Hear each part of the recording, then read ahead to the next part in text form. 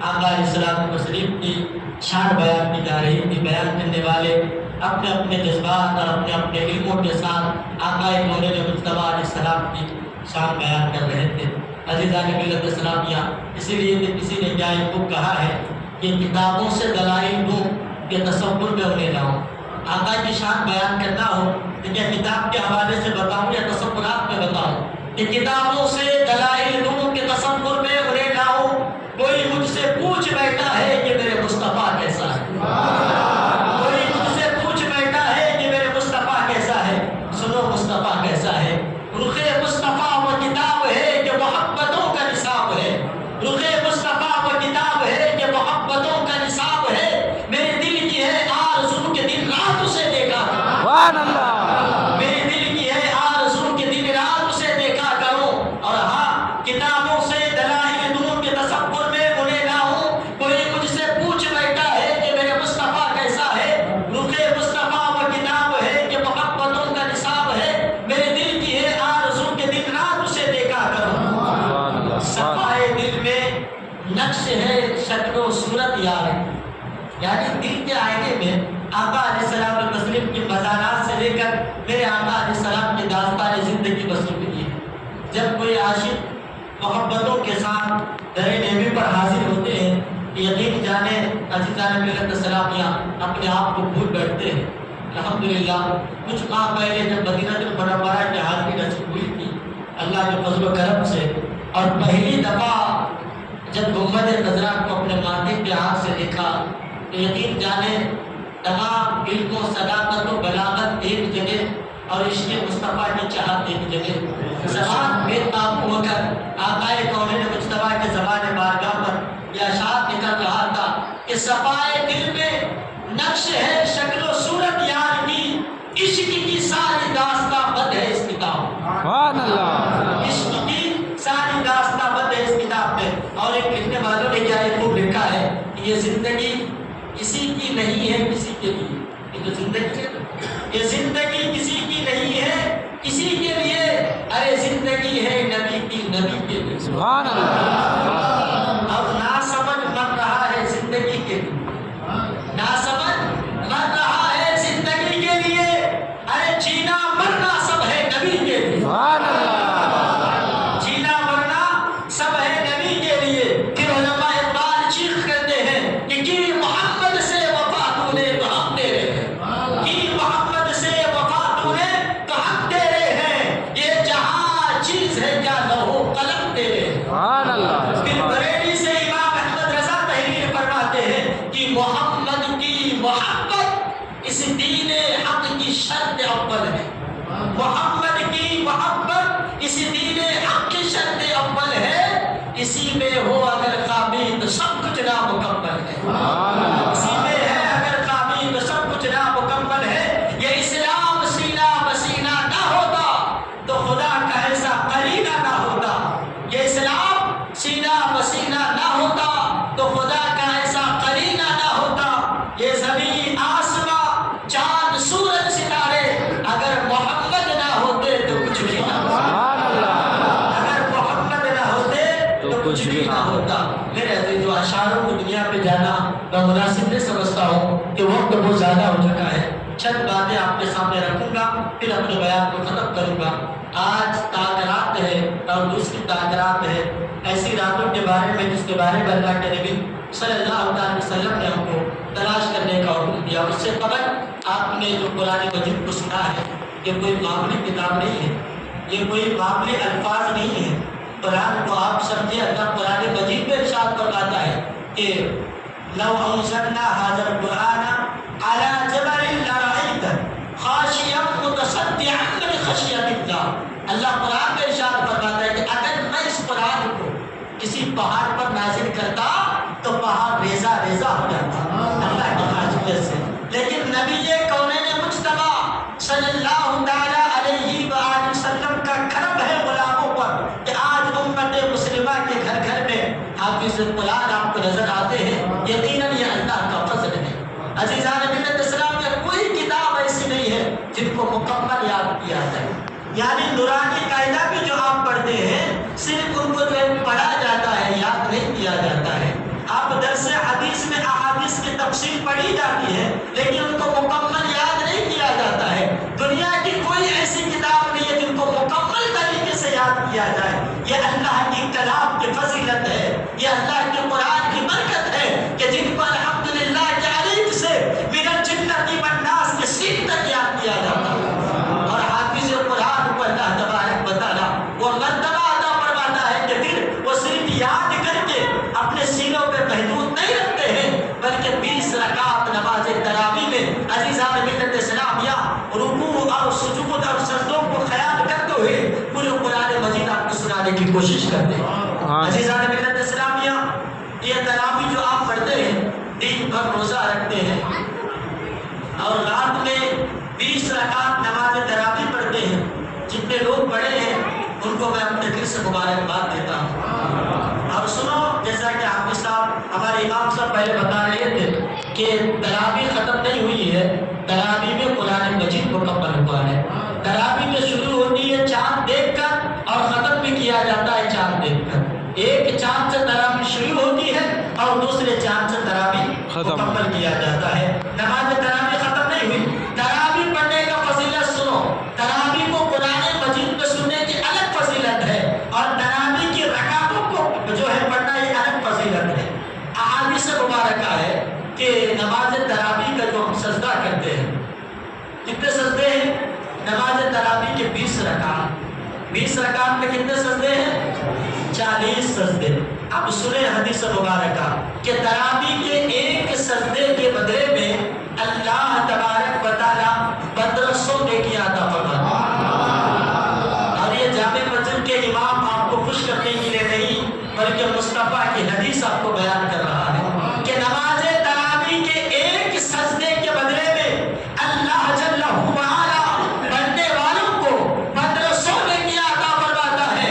عزیزان ملت اسلامیہ، تو آپ سنو کہ ایک سجدے میں 1500 نیکیاں اگر ملے تو 20 رکعت کے 40 سجدے اور 40 سجدے کے بدلے میں اللہ 60,000 نیکی عطا فرماتا ہے۔ سبحان اللہ، اللہ اکبر کبیرہ، کہ ایک دن اگر آپ نے 20 رکعت نماز تراویح پڑھی تو آپ کے نامۂ اعمال میں 60,000 نیکیاں ڈال دیا جاتا ہے۔ اور ہم نہ سمجھ مسلمان بڑی آسانی سے ہی نماز تراویح کو چھوڑ دیتے ہیں۔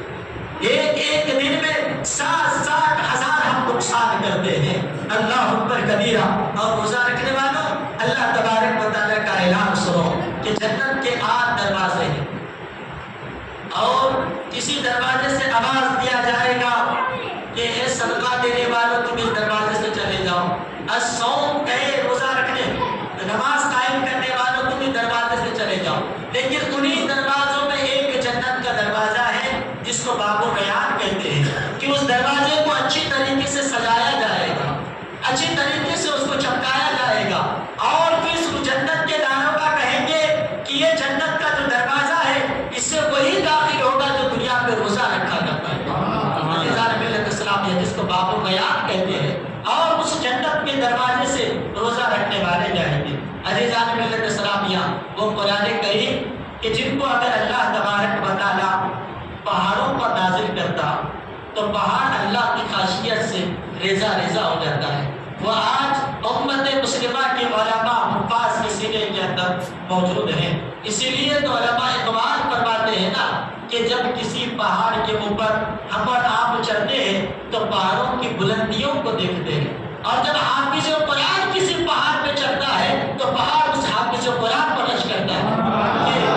جن کو میں نے وہ تو اپنے سینے کو اٹھا لیا کرتا ہے۔ اسی لیے تو علماء کہتے ہیں کہ اگر کوئی حافظ قرآن ایمان کی حالت میں اگر کسی قبرستان میں اپنے قدم کو رکھ دے تو اللہ جل وعلا ان کی قدم کی برکت سے 40 سال تک قبرستان کے مردوں سے عذاب اٹھا دیتا ہے۔ یہ فضیلت کسی MLA کو، کسی DM CM کو نہیں دیا گیا ہے، اللہ تبارک و تعالیٰ کے کلام کو سینے پہ محفوظ کرنے والوں کو دیا گیا ہے۔ عزیزان ملت اسلامیہ، تو وہ حفاظ کرام بھی یہاں پر بیٹھے ہیں، جلوہ فکر ہیں، آپ جن کے چہروں کی زیارت کر رہے ہیں الحمدللہ۔ عزیزان ملت اسلامیہ، میں اور آگے چلوں کہ جس آیت کریمہ کو میں نے قرآن مجید کی ایک مکمل سورت کو پڑھا ہے، انا انزلناہ فی لیلۃ القدر. یہ اتنی مبارک بات ہے نا، اگر آپ دل کی گہرائی سے سنیں گے نا تو بہت خوش ہو جائیں گے. ان کے بعد میں اپنے بیان کو ختم کروں گا اس لیے کہ وقت بہت زیادہ ہو چکا ہے، سحری بھی کرنا ہے. عزیزان ملت اسلامیہ، اللہ نے قرآن میں ارشاد فرمایا شہر رمضان الذی انزل فیہ القرآن، کہ میں نے رمضان میں قرآن کو نازل کیا. کب نازل کیا؟ رمضان میں. اس قرآن کو نازل کرنے میں کتنا ٹائم لگا؟ عزیزان ملت اسلامیہ، غالباً 23 سال 6 مہینہ کا عرصہ لگا قرآن مجید کو نازل کرنے میں. نبی علیہ السلام و تسلیم جہاں بھی ہوتے جبرائیل قرآن مجید کو لے کر کے وہاں پر نازل ہوئے اور قرآن مجید کے مختلف صورتیں آیتیں نازل ہوئی. عزیزان ملت اسلامیہ، آقا علیہ السلام و تسلیم کے اوپر قرآن مجید میں ٹوٹل جو ہے 6666 آیتیں آپ کو معلوم ہے. اور قرآن مجید کی آیتیں کوئی مکی ہے کوئی مدنی ہے. جب مصطفیٰ مکے میں ہے تو قرآن مکے میں نازل ہوا، جب مدینے میں ہے تو مدینے میں نازل ہوا. آپ کو معلوم ہے کہ ہمارے نبی علیہ السلام سے پہلے اللہ تبارک و تعالیٰ نے اور بھی کتابیں نازل کی، تورات، زبور، انجیل. یہ جب یہ کتابوں پر نازل کرنا ہوا تو اللہ نے جبرائیل کو بھیجا کہ جاؤ موسیٰ کو کہو کہ کوئی دور پر آ جائے، اللہ تبارک و تعالیٰ کو انہیں کچھ دینا ہے. موسیٰ علیہ السلام کو کوئی دور پر بلا کر دیا گیا، داؤد علیہ السلام کو ایک مقام پر بلا کر دیا گیا.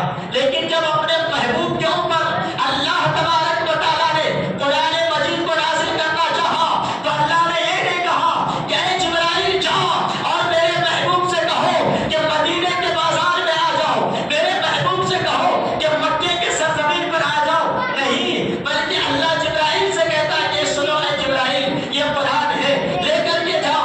اگر مصطفیٰ مدینے کے بازار میں ہے تو وہی قرآن کو نازل کرنا. اگر میرے آقا خدیجہ الکبریٰ کے بستر اقدس پر ہے تو جبرائیل وہی پر حاضر ہوتے ہیں. اگر میرے آقا خانہ کعبہ کی طواف کرتے ہیں تو وہی جبرائیل قرآن لے کر حاضر ہوتا ہے. یہ مصطفیٰ کی شان ہے کہ مصطفیٰ کو بلایا نہیں جاتا، جہاں مصطفیٰ ہوتے ہیں قرآن وہی بھیجا جاتا ہے. تو اللہ کریم نے قرآن میں ارشاد فرمایا کہ میں نے تو قرآن کو اتارا 23 سال کا عرصہ لگا، لیکن یہ قرآن مکمل کیا رمضان میں. شہر رمضان الذی انزل فیہ القرآن ھدی للناس وبینات من الھدی والفرقان. یہ قرآن کو میں نے نازل کیا. کیوں؟ ھدی للناس، یہ تمام انسانوں کے لیے ہدایت کی کتاب ہے. عزیزان ملت اسلامیہ، رمضان میں نازل کیا. پھر اللہ نے روزے کو فرض کیا. یا ایھا الذین آمنوا کتب علیکم الصیام کما کتب علی الذین من قبلکم لعلکم تتقون. اے بندو، میں نے تم پر جو روزہ فرض کیا ہے یہ صرف مصطفیٰ کی غلاموں پر نہیں، آپ سے پہلے 1,24,000 نبی اس دنیا میں آئے، میں نے پچھلے امتوں پر بھی روزہ فرض کیا تھا. صرف آپ پر فرض نہیں ہے. لیکن سوال پیدا ہوتا ہے مولا تو نے روزہ کیوں فرض کیا ہے؟ تو پھر اللہ تبارک و تعالیٰ قرآن مجید میں جواب دیتا ہے کہ میں نے تم پر روزہ اس لیے فرض کیا لعلکم تتقون، تاکہ تم پرہیزگار اور متقی بن جاؤ. اس لیے اللہ ہم سے روزہ رکھاتا ہے. آپ کو معلوم ہے کیوں روزہ رکھاتا ہے؟ کھانا بچانے کے لیے نہیں، کمزور ہونے کے لیے نہیں. اللہ تبارک و تعالیٰ کہتا ہے کہ تمہارے دو دشمن ہیں. ایک تو شیطان الرجیم ہے جو ہمیشہ تمہیں غارت کرنے کے لیے سوچتا ہے، تمہیں برباد کرنے کے خیالات رکھتا ہے، جن کے بارے میں اگر قرآن بھی تم پڑھو تو پہلے ان کی پناہ لینے کا حکم. اعوذ باللہ من الشیطان الرجیم، کہ میں مردود شیطان سے پناہ مانگتا ہوں. عزیزان ملت اسلامیہ، اور دوسرا تمہارا جو دشمن ہے وہ تمہارا نفس ہے. قرآن مجید نے اس کو ذکر کیا وَمَا أُبَرِّئُ نَفْسِي إِنَّ النَّفْسَ لَأَمَّارَةٌ إِلَّا بِالسُّوءِ. اور کہیں قرآن کہتا ہے یا أَيَّتُهَا النَّفْسُ الْمُطْمَئِنَّةُ. عزیزان ملت اسلامیہ، کہیں نفس عمارہ، کہیں نفس لوامہ، کہیں نفس مطمئنہ، کہیں نفس عرضیہ، کہیں نفس مرضیہ. یہ جو نفس کے انتخاب ہے، بتاتے ہیں کہ جب رمضان آتا ہے تو اللہ شیطان کو جکڑ دیتا ہے، تمہارے ایک دشمن کو بند کر دیا جاتا ہے. اب وہ شیطان قید ہو گیا. اب انسان کو عبادت اور ریاضت کرنے کے لیے کوئی نہیں روکتا ہے، کیونکہ جو شیطان بہکاتا تھا اس کو تو بند کر دیا گیا. لیکن دوسرا آپ کا نفس ہے جس کو بند نہیں کیا جاتا ہے. عزیزان ملت اسلامیہ، نفس جو ہے نفس عمارہ، یہ انسان کو گناہوں کی طرف ہے. چائنا میں بیٹھو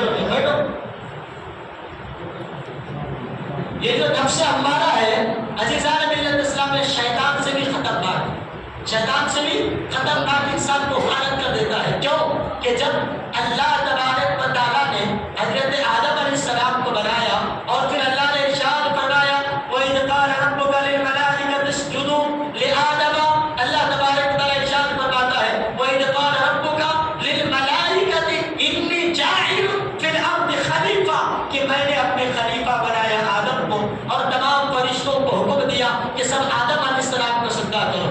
تو آدم علیہ السلام کو جب سجدہ کرنے کا حکم دیا اس وقت کوئی شیطان نہیں تھا، نہ ابلیس تھا، نہ حمان تھا، نہ مردود تھا، نہ شیطان تھا، کوئی شیطان نہیں تھا۔ سب کو اللہ نے حکم دیا کہ تم حضرت آدم کو سجدہ کرو۔ تو تمام فرشتے اللہ تبارک و تعالیٰ کے حکم کو مانتے ہوئے آدم علیہ السلام کو سجدہ کرے۔ انہیں فرشتوں میں ایک فرشتہ، اب تک وہ فرشتہ ہے، فرشتوں کا سردار ہے، اور معلوم ہے احادیث مبارکہ میں بتایا گیا کہ اگر شیطان کی سجدوں کو گنا جائے گا تو زمین ان کے سجدوں سے بھر جائے گی۔ انہوں نے اتنی اللہ کی ذکر کی تھی، اتنا اللہ کو یاد کیا تھا، اتنے سجدے کیے تھے کہ وہ فرشتوں کا سردار تھا۔ جب اللہ نے حکم دیا کہ تم آدم کو سجدہ کرو تو سب نے سجدہ ریز ہو گیا۔ وہ جو فرشتوں کا سردار تھا انہوں نے سجدہ نہیں کیا، کہا میں سجدہ نہیں کروں گا۔ اللہ نے کہا کیوں؟ کہا کہ مولا آدم کو آپ نے مٹی سے بنایا ہے اور آپ نے مجھے آگ سے بنایا ہے، اور آگ کی خاصیت ہے اگر زمین پر لگائی جائے تو یہ بلند ہوتا ہے آسمان کی طرف، اور اگر مٹی کو پھینکا جائے تو زمین پر گرتا ہے۔ اے مولا میں اٹھنے والا جھکنے والے کو کیوں سجدہ کروں؟ اللہ میں فرشتوں کا سردار ہوں، یہ انسان ہے اور فرشتوں سے خطا نہیں ہوتی، فرشتے گناہ نہیں کرتے، یہ تو گناہ کریں گے، میں ان کو کیوں سجدہ کروں؟ اللہ نے ارشاد فرمایا وَإِذْ قَالَ رَبُّكَ لِلْمَلَائِكَةِ اسْجُدُوا لِآدَمَ فَسَجَدُوا إِلَّا إِبْلِيسَ أَبَىٰ وَاسْتَكْبَرَ وَكَانَ مِنَ الْكَافِرِينَ۔ کہ سنو، تم آدمی کو دیکھتے ہو، تم یہ نہیں دیکھتے کہ تمہیں حکم دینے والا تیرا رب العالمین ہے، تیرا خدا ہے، تمہیں تو کرنا یہ تھا کہ رب کا حکم ملتے تو سجدے میں چلے جاتے۔ اللہ اکبر، فرشتوں نے ایک سجدہ کیا، جب اٹھ کر سر اٹھایا تو کیا دیکھتے ہیں؟ الحمدللہ ہم سب نے سجدہ کیا، ایک نے سجدہ نہیں کیا۔ پھر فرشتوں نے شکر کرتے ہوئے دوسرے سجدے میں چلے گیا۔ آپ مجھے کہہ لینے دو کہ اس وقت ابلیس شیطان نہیں بنا تھا، آپ ان کو سجدہ کرنے سے کون روکا ہے؟ تو احادیث مبارکہ میں اور قرآن کی تفسیر میں اللہ فرماتا ہے کہ سنو، شیطان کو شیطان ان کا نفس نے بنایا ہے، شیطان نہیں تھا، یہ جو نفس امارہ ان کے اندر تھا ان کو سجدہ کرنے سے روکا، ان کے اندر ڈالا کہ تو سجدہ کرے گا، انا پرست ان کے اندر ڈال دیا۔ اب وہ جا کر کے شیطان مردود بن گیا۔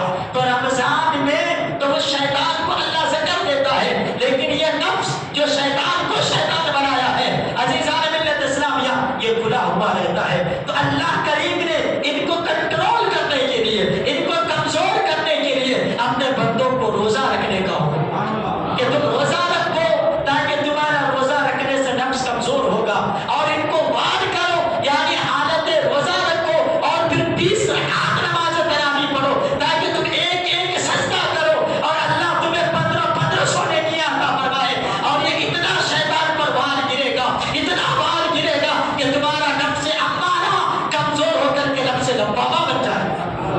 عزیزان ملت اسلام کا یہ روزہ رکھنا اللہ کا ظلم نہیں ہے، اللہ ہماری بھلائی کے لیے روزہ پر فرض کیا ہے۔ اور عزیزان ملت اسلامیہ نماز تراویح پڑھنا کوئی رسم نہیں ہے، یہ نماز تراویح پڑھنا شیطان کو للکارنا ہے اور اللہ تبارک و تعالیٰ کی خوشنودی حاصل کرنا ہے۔ تو خوش نصیب وہ لوگ جو نماز تراویح بھی پڑھے ہیں اور روزہ بھی رکھے ہیں۔ تو آؤ، اللہ کے نبی صلی اللہ علیہ وسلم نے اپنے صحابیوں کو سنا کہ تم کو معلوم ہے اللہ نے قرآن کو رمضان میں نازل کیا، کب؟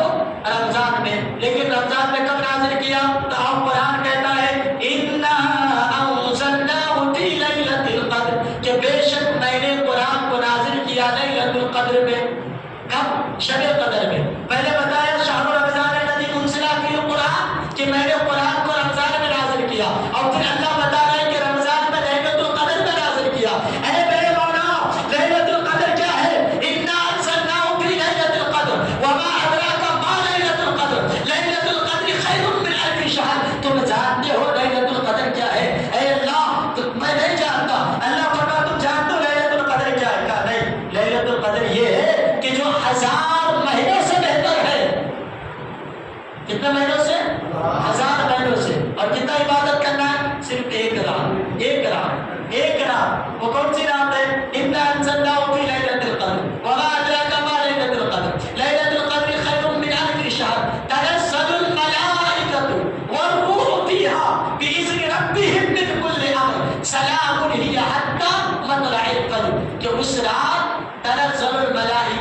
فرشتوں کے سردار جس کو روح الامین کہتے ہیں، ملائکہ جبرائیل علیہ السلام کروڑوں فرشتوں کو لے کر زمین پر اترتے ہیں، تنزل الملائکۃ والروح زمین پر اترتے ہیں، اور ہاں یہ حتی مطلع الفجر کہ صبح فجر تک اللہ کی رحمتیں برکتیں بانٹتے رہتے ہیں۔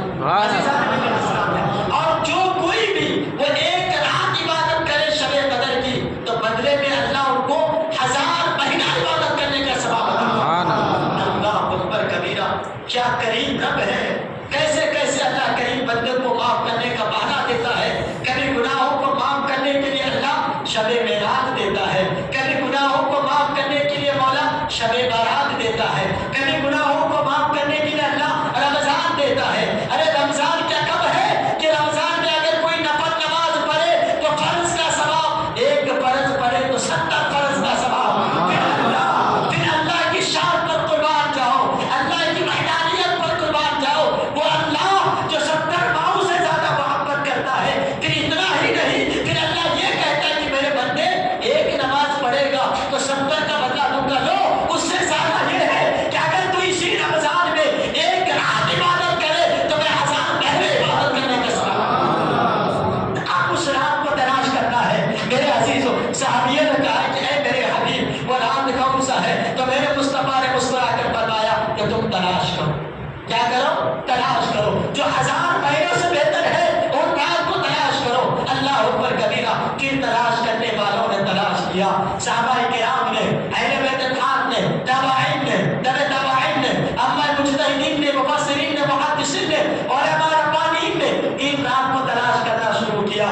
بغداد کے سرزمین سے غوث اعظم نے تلاش کیا، عزیزان ملت اسلامیہ ہند کے بادشاہ اجمیر کے سرزمین پہ آرام فرما خواجہ معین الدین چشتی نے ان کو تلاش کیا، بریلی کے حکمران بریلی شریف پہ بیٹھ کر اعلیٰ حضرت نے اس کو تلاش کیا۔ پھر کہا کہ سنو، اگر تم کو شب قدر کو تلاش کرنا ہے تو رمضان کی آخری 10 راتوں میں تلاش کرو، اور ہاں ان 10 راتوں میں اگر تم کو تلاش کرنا ہے تو مسجدوں میں اعتکاف میں بیٹھو، اور سنو اگر ان 10 راتوں میں تمہیں اگر لیلۃ القدر تلاش کرنا ہے تو پھر 5 راتوں میں تلاش کرو۔ کتنے راتوں میں؟ اللہ اکبر، کتنی آسانیاں گر گئی۔ پہلے تو رمضان میں تلاش کرنے کا حکم دیا گیا، پھر رمضان کے اندر آخر 10 عشرے میں یعنی 10 روزوں میں، پھر آپ علماء نے یہاں پر تحریر فرما کر یہ کہا کہ آپ ان کو 5 راتوں میں تلاش کرو، کیونکہ ہمارے سے پہلے بزرگان دین نے ان کو تلاش کیا۔ وہ ولی کاملین ایسے ایسے گزرے ہیں کہ زمین پر دیکھے تو تحت الصلاۃ دیکھ لیتے تھے، آسمان کو دیکھے تو اللہ کا عرش دیکھ لیتے تھے۔ تو ان لوگوں نے تو اس رات کو دیکھا ہوگا، ان کو تو یہ رات ملا ہوگا، تو انہوں نے اپنے چاہنے والوں کے لیے آسانیاں کر دی ہے کہ اگر تم کو لیلۃ القدر کو تلاش کرنا ہے تو 5 راتوں میں تلاش کرو۔ اور 5 رات کیا ہے؟ جن کو ہم تاق رات کہتے ہیں، 21، 23، 25، 27، 29۔ کہتے ہیں کہ ان 5 راتوں میں ایک ہیرا تو ہے، ان 5 راتوں میں ایک رات تو ہے کہ اگر کسی کو وہ رات مل جائے تو اس کو 1000 مہینہ عبادت کرنے کا ثواب ملے گا۔ میرے مصطفیٰ ارشاد فرماتے ہیں کہ اگر کوئی لیلۃ القدر کے رات میں نماز پڑھتے ہیں تو فرشتے 1000 مہینے تک ان کے نام نماز پڑھنے والوں میں لکھ دیتے ہیں۔ اگر لیلۃ القدر میں کوئی 10 روپے خیرات کرتا ہے تو فرشتے 1000 مہینہ ان کو خیرات کرنے والوں میں لکھ دیتا ہے۔ اللہ اکبر میرے عزیزوں، آج تاق رات ہے، مدینہ مسجد میں نماز تراویح میں قرآن مجید تکمیل ہوئی، اور آج تاق رات کی دوسری رات ہے میرے عزیزوں۔ پہلی تو 21 کی گزر چکی ہے اور آج دوسری تاق رات ہے۔ آپ یہ نیت کریں کہ الحمدللہ آج ہم تاق رات کی تلاش میں مسجد میں بیٹھے ہیں۔ اگر خدا نہ خواستہ آج کی رات اگر لیلۃ القدر کی ہے تو ہم سب کا بیڑا پار ہے۔ کیوں؟ ایک حدیث مصطفیٰ ہے میرے آقا علیہ السلام کی، اگر جس نے تاق رات کو تلاش کرتے کرتے نماز عشاء کی جماعت با جماعت نماز عشاء پڑھی تو اللہ تبارک و تعالیٰ ان کو آدھے رات عبادت کرنے کا ثواب عطا فرماتا، اور اگر پھر اسی بندے نے نماز فجر پڑھ لی تو اللہ پوری رات عبادت کرنے کا ثواب عطا فرماتا۔ اور پھر بیٹھ کر کے ہم جو ذکر و اذکار کرتے ہیں، جو اللہ قال رسول اللہ کی تعریف سن رہے ہیں، اللہ اس کے رسول کی حمد و ثنا بیان کر رہے ہیں، تو فرشتے ان تمام نامہ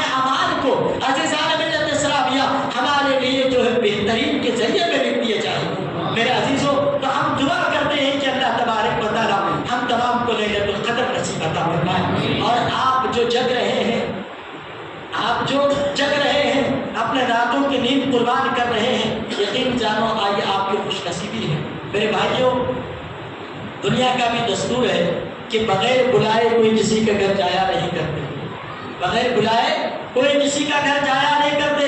اگر دو بھائی ہیں، آپس میں تھوڑی سی اختلاف ہو جائے، بھائی گھر میں بڑا دعوت بھی کرے تو بغیر بلائے دوسرے بھائی ان کے گھر میں نہیں جاتے ہیں۔ کیوں؟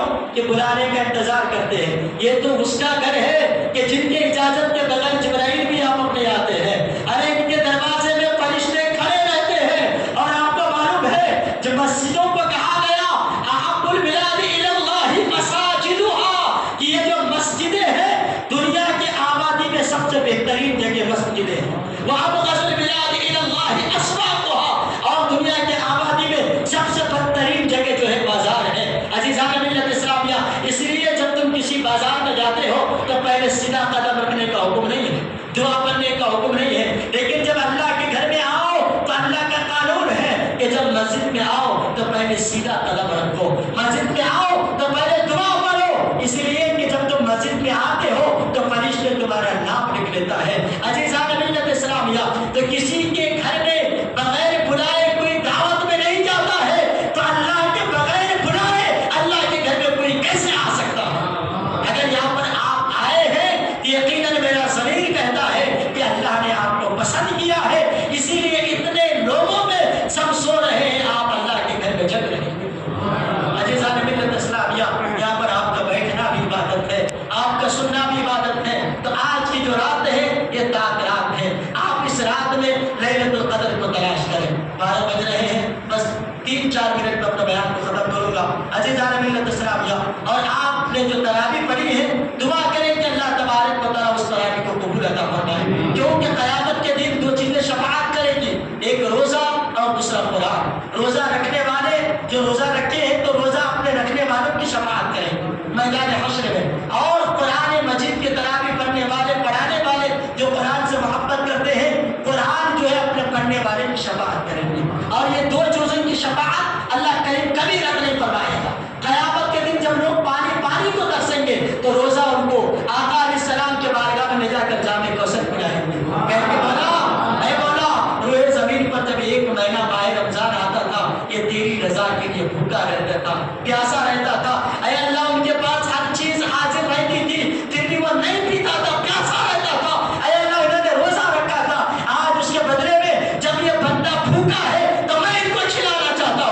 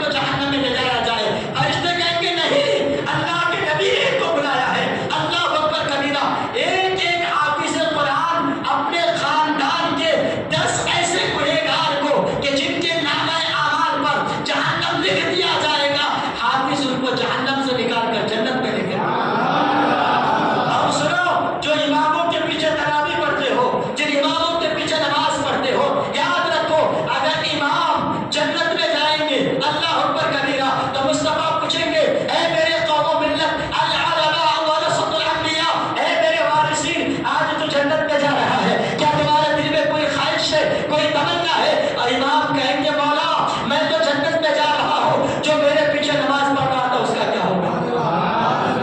اے اللہ آج میں تو جنت میں جا رہا ہوں لیکن جو میرے پیچھے نماز پڑھتا تھا ان کا کیا ہوگا؟ اے اللہ اگر نماز پڑھنے والے نہ ہوتے تو پڑھانے والے کہاں سے ہیں؟ اگر پڑھنے والے ہیں تو پڑھانے والے ہیں، آج اگر پڑھانے والے جنت میں جا رہے ہیں تو پڑھنے والے کو بھی ساتھ میں بھیج دو۔ بتاتے ہیں کہ ایک ایک امام اپنے مصلیان مسجد کے ساتھ بڑے تاز و تازگی کے ساتھ اور اللہ تبارک و تعالیٰ کے بارگاہ میں زلفوں کو لہراتے ہوئے وہ جنت کی طرف جائیں۔ اپنے اماموں سے محبت کرو، اپنے حفاظوں سے محبت کرو، اور یہ جو آپ رمضان کا مہینہ آپ کو ملا ہے اس رمضان کی ادب و احترام کرو، اور عزیزان ملت اسلامیہ ماہ رمضان کی روزہ رکھو۔ اگر اللہ نے آپ کو صحت عطا فرمائی ہے تو آپ ضرور ضرور روزہ رکھیں، کمزور ہو جائیں گے، جلدی بڑھاپا آ جائے گا، ان خیالات کی وجہ سے اگر روزہ چھوڑو گے نا تو یاد رکھو میرے عزیزوں آپ کے جیسے کل قیامت کے دن غریب کوئی نظر نہیں آئے گا۔ روزہ رکھنے والے، تراویح پڑھنے والے ایک ایک دن کے 60,000 نیکیاں لے کر کے آئیں گے۔ ارے وہ میدان حشر میں کوئی کسی کو ایک نیکی نہیں دیں گے تو وہاں پر 60,000 نیکی کہاں سے لاؤ گے؟ اللہ نے دنیا میں بھیجا ہے روزہ رکھ کر کے اپنے دامنوں کو بھر لو، تراویح پڑھ کر کے اپنے جھولیوں کو بھر لو۔ عزیزان ملت اسلامیہ کہ اگر کوئی حالت بیماری کی وجہ سے روزہ نہیں رکھ سکتے ہیں تو وہ اپنے روزہ کا کفارہ ادا کریں، دنیا کے معاملات کو دنیا میں حل کریں، ورنہ پھر آخرت میں اس کا بدلہ چکانا بڑا مشکل ہوگا۔ عزیزان ملت اسلامیہ تو آج کی جو تاخیرات ہیں ابھی تو بیان ختم ہو جائے گی، آپ اور ہم چلے جائیں گے، تو کوشش کریں کہ جب آپ اٹھتے ہیں سحری میں غالباً 3 بجے 3:30 بجے جب اٹھتے ہیں تو اٹھنے کے بعد سب سے پہلے آپ وضو بنا کر نماز تہجد ادا کریں، کیونکہ سحری کا جو ٹائم ہوتا ہے وہ تہجد کا وقت ہوتا ہے، اور جب سحری کا ٹائم ختم تہجد کا ٹائم ختم۔ معلوم ہے کہ جب سحری کا سائرن مانا جاتا ہے ختم کا، اس وقت تہجد کا ٹائم بھی ختم ہو جاتا ہے۔ اور جب آپ سحری کرنے کے لیے اٹھتے ہیں تو صرف سحری نہ کریں بلکہ تہجد کی نماز بھی پڑھیں، 2 رکعت کیوں نہ ہو، 4 رکعت کیوں نہ ہو، نماز تہجد پڑھیں، پھر ان کے بعد آپ سحری کریں۔ اگر آج کی رات لیلۃ القدر کی ہے، اگر آپ نے 2 رکعت نماز تہجد پڑھ لی تو خدا کی قسم فرشتے 1000 پہلے آپ کو تہجد پڑھنے والوں میں لکھ دیں۔ یہ عمل کریں اور پھر نماز فجر با جماعت پڑھیں، اور انشاءاللہ تبارک و تعالیٰ اٹھنے سے پہلے دعا کریں کہ اے اللہ اگر آج کی رات شب قدر کی رات ہے، اگر آج کی رات لیلۃ القدر کی رات ہے، اے مولا ہم تمام کو لیلۃ القدر نصیب عطا فرما۔ آئیے دعا کرتے ہیں کہ مولا کریم ہم تمام کو جو باتیں میں نے کہا ہے اور ان کے اندر اگر کسی قسم کی کوئی غلطیاں ہوئی ہو تو سب سے پہلے مولا مجھے معاف عطا فرمائے، ان میں جو صحیح ہے اللہ سب سے پہلے ہمیں اور ان کے بعد تمام سننے والوں کو عمل کرنے کی توفیق یقین عطا فرمائے۔ اگر آج لیلۃ القدر ہے تو اللہ کریم ہم تمام کو لیلۃ القدر نصیب عطا فرمائے۔ جس طریقے سے اللہ نے ہم تمام کو یہ رمضان نصیب عطا فرمایا ہے، ہماری زندگی میں مولا بار بار رمضان کا مہینہ نصیب عطا فرمائے۔ اللہ تبارک و تعالیٰ ہم پر اتنا کرم کرے کہ کبھی رمضان کے مہینے میں اللہ کریم ہم کو مصطفیٰ کی بارگاہ کی حاضری نصیب عطا فرمائے۔ کبھی ایسا ہو کہ ہم حالت روزے میں ہو اور خانہ کعبہ کی طواف اللہ ہمیں نصیب عطا فرمائے۔ اگر آج لیلۃ القدر ہے تو ماہ رمضان کی برکات سے اللہ کریم ہم تمام کو لیلۃ القدر نصیب عطا فرمائے۔ جس حافظ قرآن نے نماز تراویح میں قرآن مجید کو سنائے ہیں، اللہ ان کی عمر میں عمل میں اللہ بے پناہ برکتیں عطا فرمائے، اور جتنے لوگ نماز تراویح پڑھے ہیں مولا تمام کی تراویح کو قبول و مقبول عطا فرمائے۔ آمین ثم آمین۔ وما علینا الا البلاغ۔ السلام علیکم ورحمۃ اللہ وبرکاتہ۔